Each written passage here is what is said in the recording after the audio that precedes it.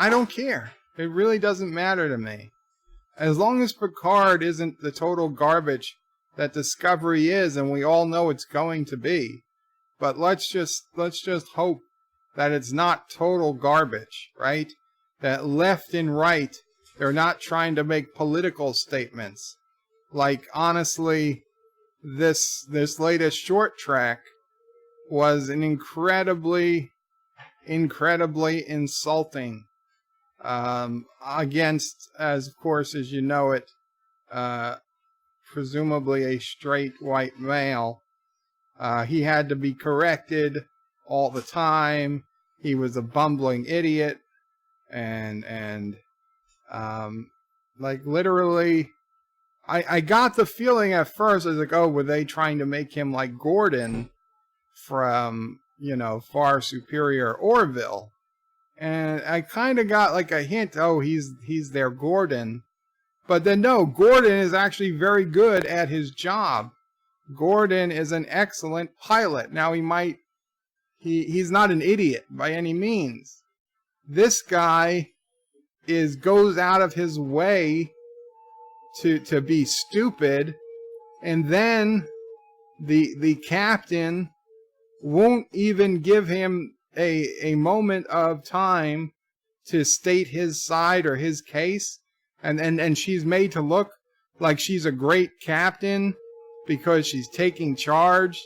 And Pike told her, you know, if you give them an inch or something, they'll devour you, which is bullshit. That's not Starfleet. Captain Kirk wouldn't shut up a person. Captain Picard and Captain Sisko, they might transfer somebody if they were butting heads, but they would give the man a chance to state his case.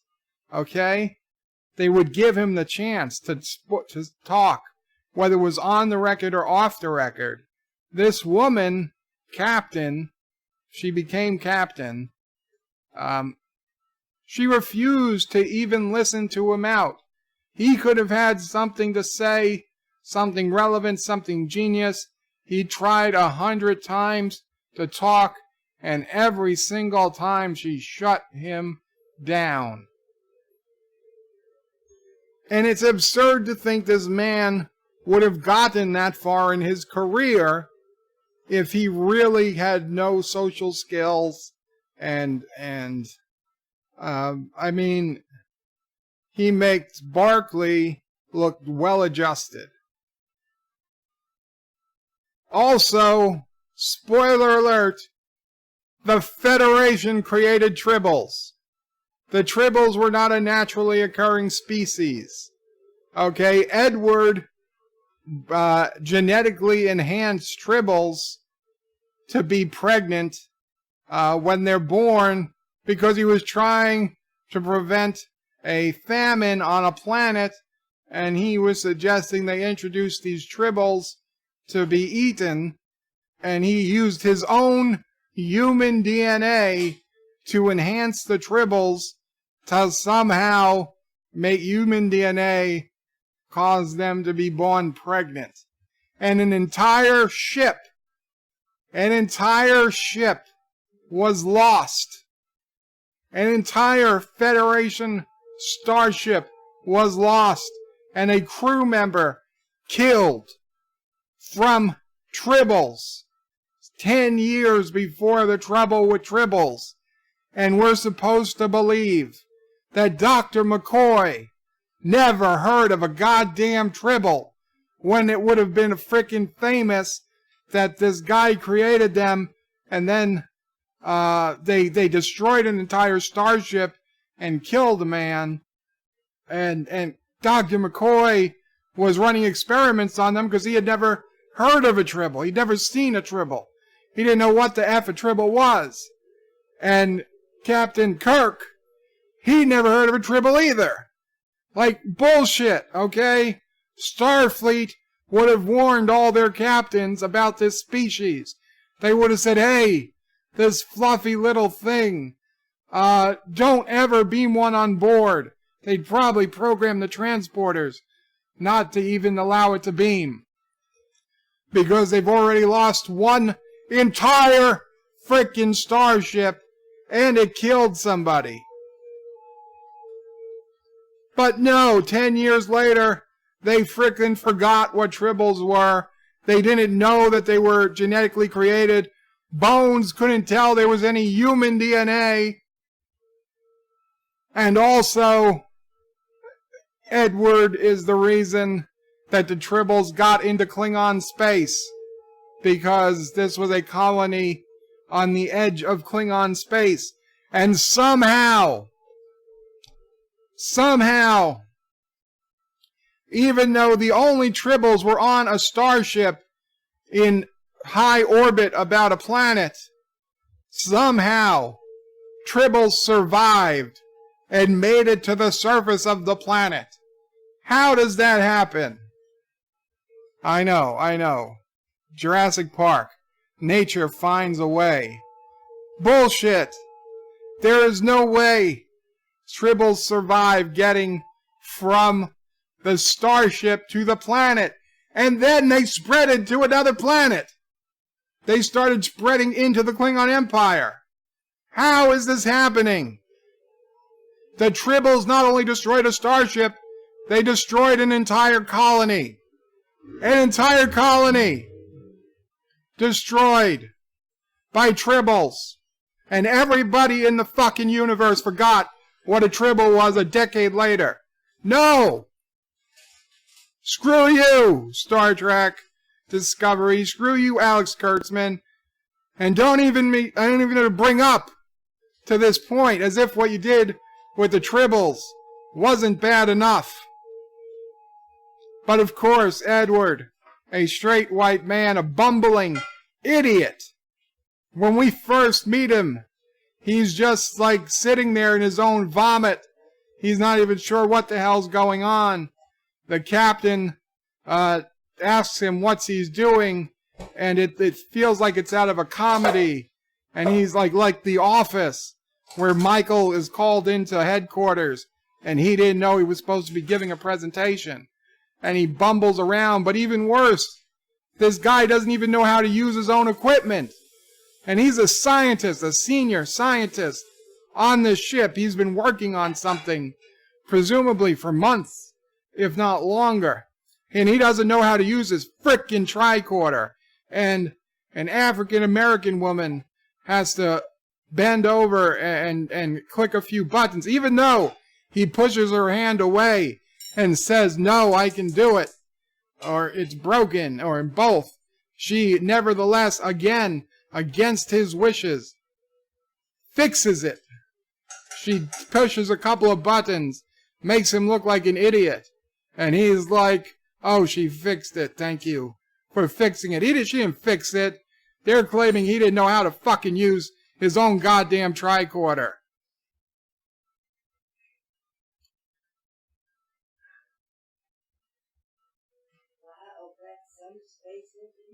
And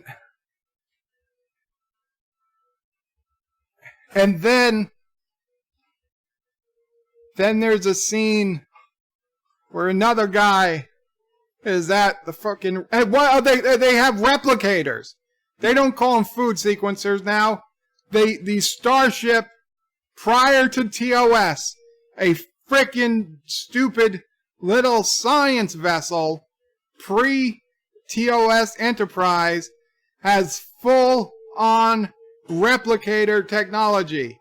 They call it a replicator.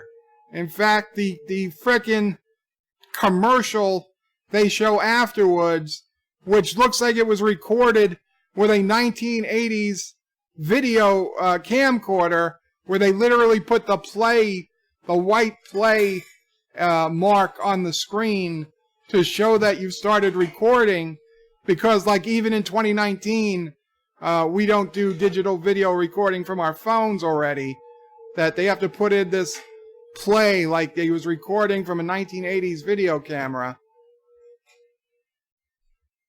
Video recorder.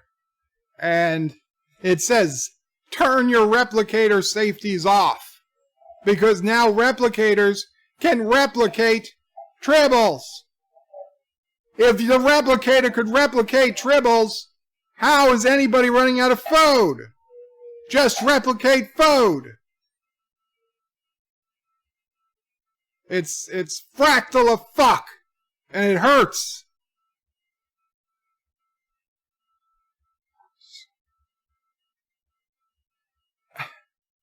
And it's not the worst. It was still worse.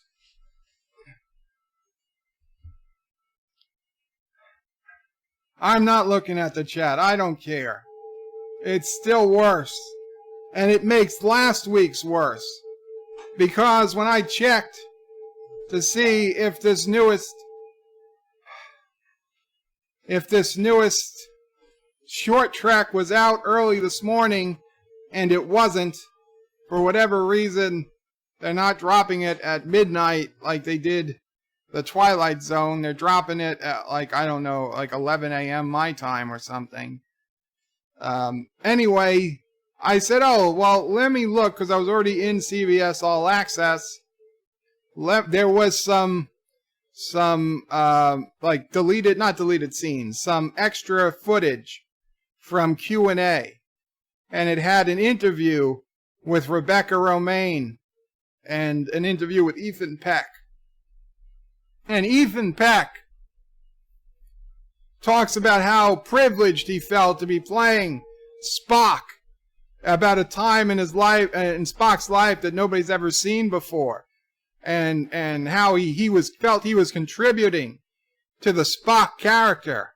So I tweeted Ethan Peck this morning, and I asked him, Ethan, serious question, if you were cast in a new Superman movie, and the script called for you to collude with terrorists to blow up an orphanage and to assault Lois Lane while she is sleeping, would you do those things? Would you play that part? Hashtag remember Spock. Because I don't think Ethan Peck has an ounce of courage in him. I don't think Ethan Peck I think Ethan Peck would do whatever the script says. If Ethan Peck says Superman has to rape Lois Lane, he would do it. He would feel no remorse.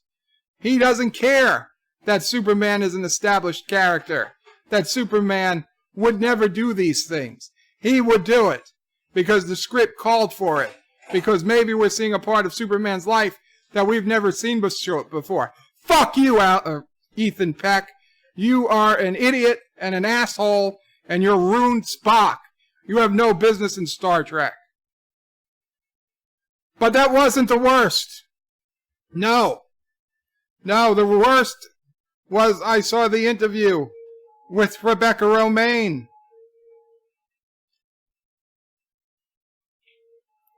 And Rebecca Romaine says that she was, happy to play number one and okay. And you know what? I don't have a giant problem with the character of number one. We knew very, very little about her, except that she was stoic, and it seems like the stoic was just a facade, and for whatever reason, she opened up to Spock, and I think they have some physical attractiveness going on, but whatever. So she was saying what happened as to how the short track was. You let me finish, Tessie. I'm kidding, girl. Who's there, baby? Who's there? Anyway, there's nobody there. Anyway, Rebecca Romaine said she recalled the day that they were writing the short track. She got a call from Alex Kurtzman in the writer's room. And Alex Kurtzman asked her, so do you have any special skills we should know about? And she didn't know how to answer the question. Like, she thought it was odd. So she did mention that she was very well versed in Gilbert and Sullivan, and that she knew pretty much all of Gilbert and Sullivan by heart. And it was only after they called her to ask her, hey, do you have any special skills, did they decide to write into the script, she sings, I'm a very model of a modern major general, okay? That tells me they didn't have a frickin' clue what they were going to write about in the short track. That the whole scene with Spock and her singing, that wasn't pre-planned. That wasn't well thought out. That was, oh shit, we've got to make a script, and we have no fucking ideas of our own. Let's call our lead actress, and maybe she just luckily has a skill we can use to write this first short track. And she said it's Gilbert and Sullivan, so you know what? We're going to put Gilbert and Sullivan in the short track, and we're going to make Spock sing, and Spock and her are going to smile and laugh, and isn't that going to be so fucking cool? We're going to put Gilbert and Sullivan in Star Trek, because why? It's never been done before? It probably has. So, the ruination of Spock wasn't even pre-planned. It wasn't Alex Kurtzman thinking he was making some genius move. It was just a spur of the moment, random decision made simply because Rebecca Romaine already had the song memorized. Had she not been a Gilbert and Sullivan fan, the short track would have probably been very, very different. At least the ending. There probably would have been no singing. If she had said, oh, I'm good at making bubbles with my mouth, then maybe she would have been stuck with some soap, and they would have been making soap bubbles instead of singing. That's how ridiculous. That's how random it was. And it makes the ruination of Spock even worse.